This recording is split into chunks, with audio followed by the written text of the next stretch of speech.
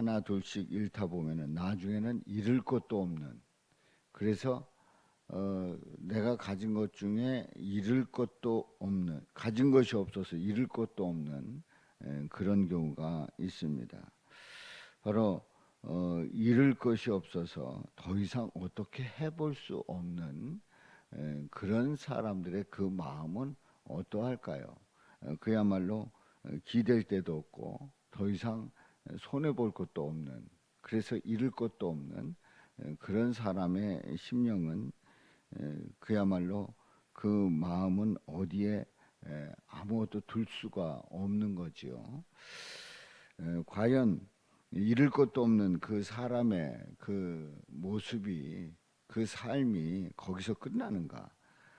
그런데 이제 거기서부터 새롭게 시작되는 것을 보게 됩니다. 오늘 이 본문 말씀에 보면 이제 탕자의 비유 가운데 작은 아들이 이제 이국에 가서 모든 것을 다 탕진하고 이제 더 이상 잃을 것이 없는, 이제 먹을 것도 없는, 연명하기도 어려운 그런 상황에서 푸념하기를 스스로 돌이켜 말합니다. 내 아버지에게는 양식이 풍족한 품꾼이 얼마나 많은가. 나는 여기서 주려 죽는구나. 한심한 거지요. 그래서 내가 일어나 아버지께 가서 이르기를, 아버지, 내가 하늘과 아버지께 죄를 지었사오니 지금부터는 아버지의 아들이라 일컬음을 감당하지 못하겠나이다. 나를 품꾼의 하나로 보소서 하리라. 이제 그렇게 가서 아버지에게 가서 이런 고백을 하면서 나는 아버지의 아들이 아닙니다. 그냥 품꾼 중에 하나로 보아달라는 얘기입니다. 바로 품꾼으로 살아가도, 아버지 집에 가서 품꾼으로 살아가도 지금보다는 더 나은 삶이라는 걸 너무나도 잘 아는 거지요. 자, 이렇게 해서 아버지께로 돌아가는데 아버지는 벌써 저 멀리서 보고 달려옵니다. 맞이해 주시지요. 우리는 오늘 이 말씀을 통해서 이 작은 아들의 이 마음이야말로 아무것도 없는 가난한 마음이죠. 이 가난한 마음은 그야말로 어디 가서 스스로 취할 수도 없는 상황입니다. 이제 모든 것을 다 잃은 상황입니다. 그런데 이 모든 것을 다 잃었고, 그리고 가장 가난한 그런 마음일 때에 아버지는 이 아들을 맞이해 줍니다. 오히려 아버지는 아들이라 감당치 못하겠다고 하는 그 말을 하는 그 아들에게 종들에게 제일 좋은 옷을 내어다 입히고 손에 가락지를 끼우고 발에 신을 신기라고 말씀하고 있습니다.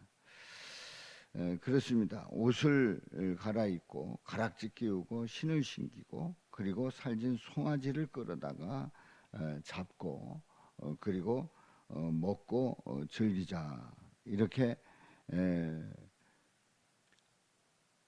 아들을 환영하면서 이제 잔치를 명하지요. 그 명분은 이겁니다. 내 아들은 죽었다가 다시 살아났으며 내가 잃었다가 다시 얻었노라. 그들이 그러한 아버지의 그 마음, 그리고 아들을 환영하는 그러한 그 잔치 자리에 모두가 다 즐거워하는 그러한 모습을 보게 됩니다. 우리는 아무것도 가지지 못했을 때, 그리고 더 이상 잃을 것도 없을 때 가난하면 이제 끝나는 겁니다. 바로 유대인들의 그 사고는 이제 가난하면, 아무것도 가지지 못하면, 그러니까 둘째 아들처럼 재산을 탕진하고 돌아와서 아버지에게 내놓지 못하고 오히려 다 잃어버리고 왔을 때는 그것은 죄인 중에 죄인이고, 그리고 돌아와서는 안 됩니다. 맏아들이 나옵니다만 이 맏아들은 아버지를 잘 도왔습니다. 바로 그날도 아버지의 뜻을 따라서 열심히 일하고 돌아왔는데 밭에서 돌아와서 이제 집에 왔을 때 풍악과 춤추는 그런 소리를 듣습니다. 이 무슨 일인가 물었을 때에 당신이 돌아와서 아버지가 송아지를 잡았다고 하는 얘기입니다. 그런데 이 마다들은 그 이야기를 듣고 함께 들어와서 춤을 추고 함께 기뻐하고 함께 그 동생을 격려하면서 그야말로 허그를 하고 그리고 잘 돌아왔다, 잘했다, 이렇게 칭찬하는 것이 아니고 이렇게 환영하는 것이 아니고 그야말로 화를 냅니다. 이제 화가 나가지고 그 잔치 자리에 들어갈 수가 없습니다. 그리고 아버지가 나와서 이제 들어가자. 왜 이렇게 밖에서 이러느냐? 그랬더니 내가 여러 해 아버지를 섬겨 명을 어김이 없거늘 내게는 염소 새끼라도 주어서 즐기게 하신 일이 없었다고 하는 얘기예요. 다 탕진한 아들이 돌아올 때에 송아지를 잡았다고 하는 그런 얘기입니다. 자, 여기에서 이 작은 아들과 맏아들의 그 비교를 하게 되면 이 작은 아들은 모든 것을 다 잃은 가난한 자입니다. 이 맏아들은 그야말로 속썩이지 아니하고 그리고 아버지를 잘 도왔던 모든 것을 다 갖춘 그래서 흠이 없는 맏아들입니다.